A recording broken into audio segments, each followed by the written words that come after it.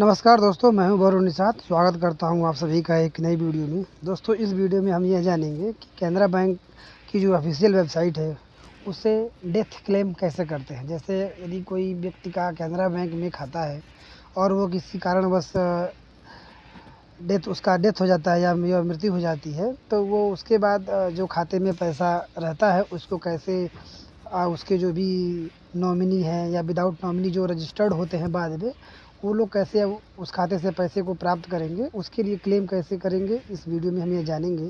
तो यहाँ पर सबसे पहले हम गूगल खोले हुए हैं और यहाँ पर इस इंटरफेस में हम कैनरा बैंक टाइप करेंगे और इसमें हम ये जानेंगे कि कैसे डेथ क्लेम का फॉर्म सबमिट करते हैं। तो यहाँ पे कैनरा बैंक टाइप करके हम डायरेक्टली चाहें तो कैनरा बैंक डेथ क्लेम भी लिखेंगे, टाइप करेंगे और इंटर करेंगे तो वो लिंक डायरेक्टली आ जाएगा।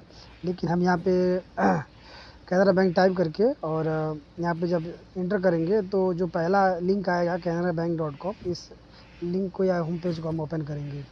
होम पेज ओपन करने के बाद यहाँ पर लैंग्वेज पहले आप यहाँ पे इंग्लिश हिंदी जो भी आपको प्रीफर हो आप कर लें और उसके बाद थोड़ा सा स्क्रॉल करके जब पेज पे नीचे आएंगे और थोड़ा सा नीचे आएंगे तो यहाँ पर आप देखेंगे दिया हुआ है, इसको आप ऐसे हॉरिजॉन्टली स्क्रॉल करेंगे और यहाँ पर देखेंगे तो आपको यहाँ पे दिखेगा डेथ क्लेम रजिस्टर ए क्लेम।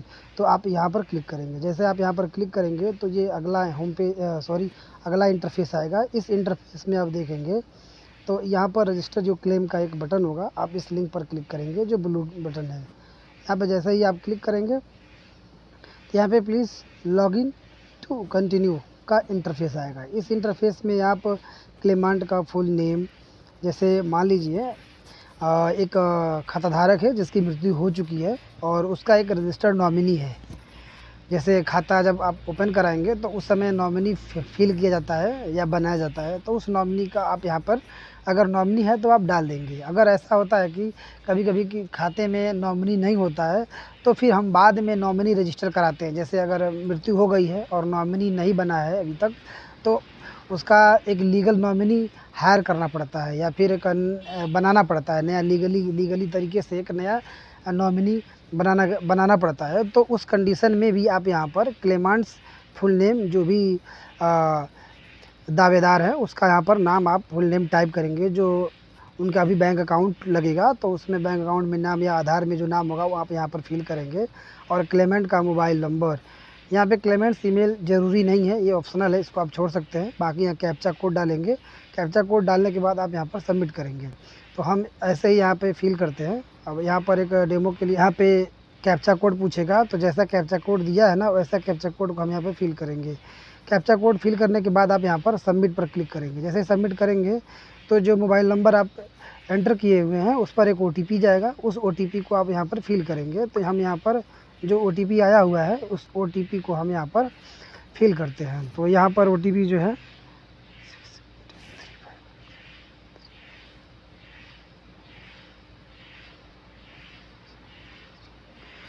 इसको हम यहाँ फिल करते हैं और यहाँ पे कैप्चा कोड जैसा है वैसे हम यहाँ पे कैप्चा कोड को भी भरेंगे।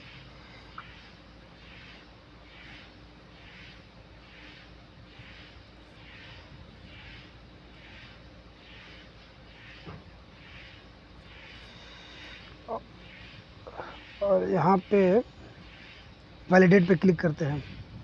लॉगिन इन सक्सेसफुली, यहाँ पर आपका जो OTP है वो सक्सेसफुली लॉगिन हो चुका है पेज आपका। और यहाँ पे प्लीज़ इंटर अकाउंट नंबर, अब ये अगला इंटरफेस जो आएगा यहाँ पे प्लीज़ इंटर अकाउंट नंबर आप डिसीज्ड कस्टमर, जो भी मृतक खाताधारक है उनका यहाँ पर अकाउंट नंबर आप यहाँ पर टाइप करेंगे। तो जो भी हैं उनका हम यहाँ पे टाइप करते हैं।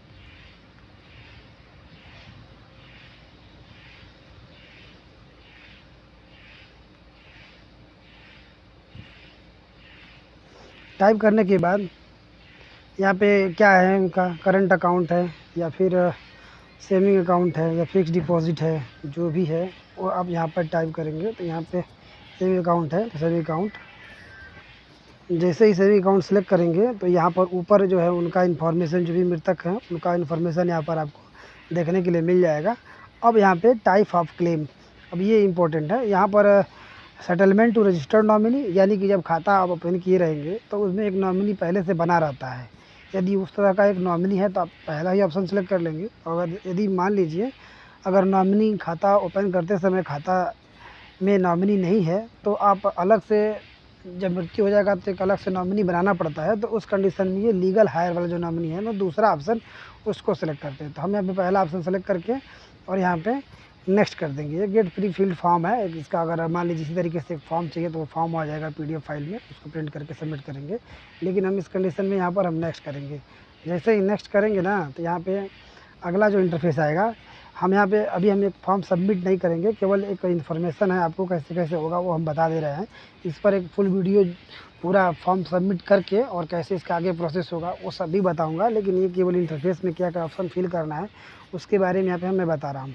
तो क्योंकि मैंने इसका कई फॉर्म फिल कर चुका है लगभग, क्योंकि बैंक से जो मेरे पास कांटेक्ट है, तो बैंक वाले मेरे पास भेजते रहते हैं और मैं इसका फॉर्म लगभग अनगिनत फॉर्म भर चुका हूँ। इसमें मुझे कोई परेशानी नहीं होती है, मैं अच्छे से करता हूँ इसको।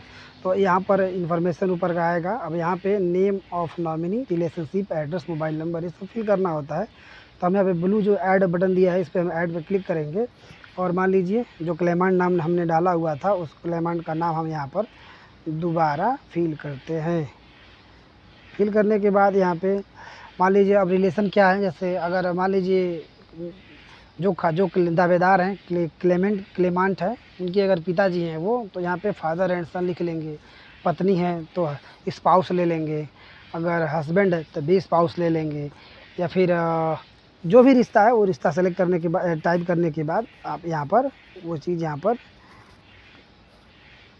आगे बढ़ेंगे। तो यहाँ पर फिर एड्रेस जो होगा यहाँ पे फुल एड्रेस को डालेंगे,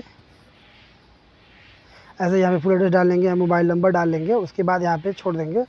अब अगला ऑप्शन जो आ रहा है ना, यहाँ पे are you customer of Canara bank, तो यहाँ पे कैनरा बैंक अगर मान लीजिए जो क्लेमेंट है उनका भी खाता कैनरा बैंक अकाउंट में ही, कैनरा बैंक में ही है, उनका भी अकाउंट कैनरा बैंक में है, तो यहाँ पे यस कर देंगे। अगर कैनरा बैंक के अलावा दूसरा बैंक है, जैसे स्टेट बैंक है, HDFC है, या फिर इलाहाबाद बैंक है, इंडियन बैंक है, इंडियन ओवरसीज़ बैंक है, तो उस कंडीशन में आप यहाँ पे नो कर देंगे। और जब आप नो करेंगे तो यहाँ पर बदल जाएगा। तो अगर मान लीजिए हम यस करते हैं तो यहाँ पे ऑटोमेटिक यहाँ पे bank name, branch name disable हो जाएगा, केवल अकाउंट नंबर हम डालेंगे। तो अगर हम कैनरा बैंक का रहेगा तो अकाउंट नंबर डालते ही वो ऑटोमेटिक बैंक नेम और IFSC कोड और नीचे उसका जस्ट नाम वो दिखाने लगता है। तो हम यहाँ पर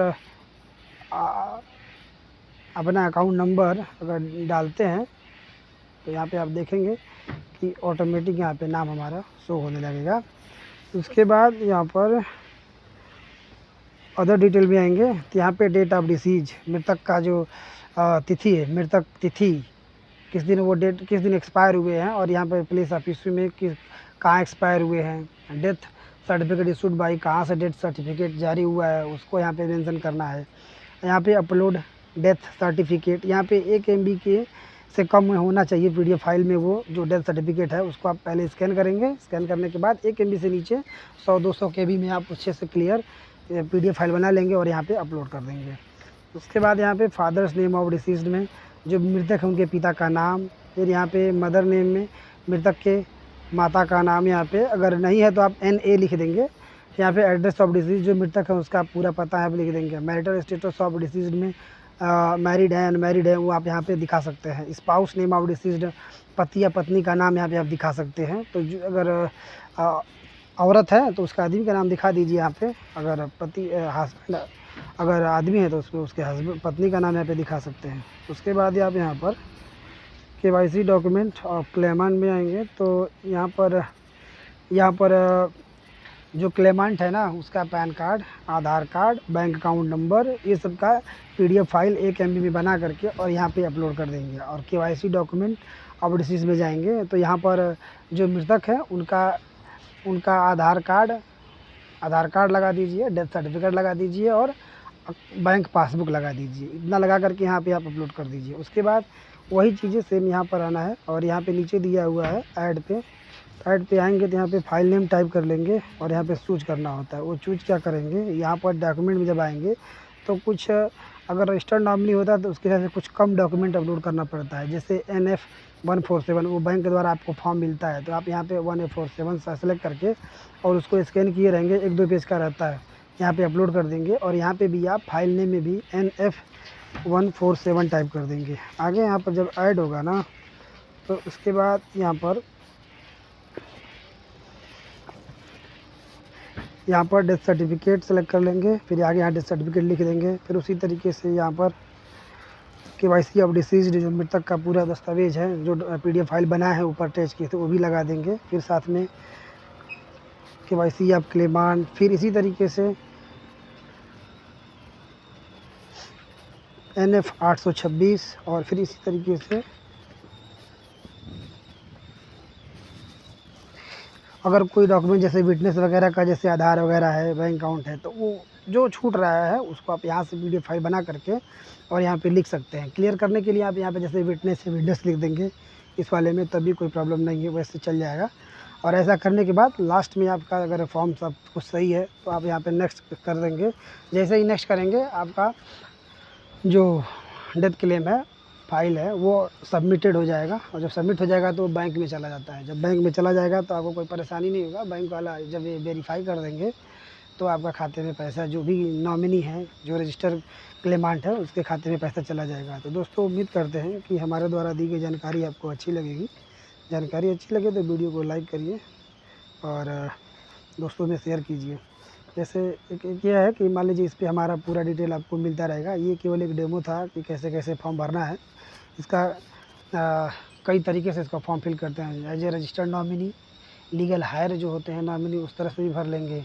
साथ ही साथ इसमें एक FD का है या फिर सेविंग अकाउंट का है जो क्लेम है, फिर करेंट अकाउंट का क्लेम है। तो क्लेम कई तरह से इसमें होता है, तो सबका वीडियो सब पर आधारित एक वीडियो मिलता रहेगा। तो इसके लिए आप चैनल को जरूर से जरूर सब्सक्राइब कर लें। चलिए, हम मिलते हैं अगले वीडियो में। जय हिंद।